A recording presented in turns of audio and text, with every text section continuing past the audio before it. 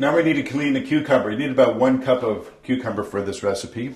And we're going to simply rinse it off. And with the vegetable peeler, have you seen one of these before? Moving away from you, you peel to remove the skin.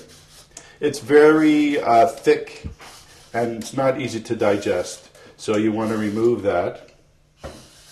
There you go. If you leave a little bit like that, that's perfectly all right, acceptable. The body can digest that. Now we're going to cut off the 2 ends.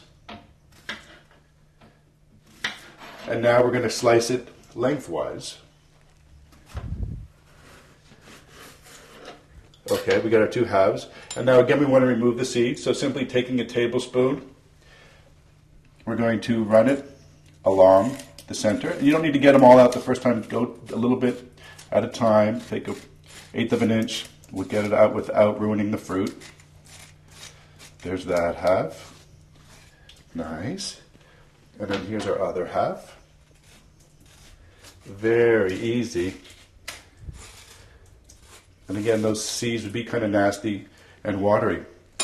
And like we did with the tomatoes, we're just going to do a little coarse chop so they go into the food processor easier. Okay, now we're on to the onion.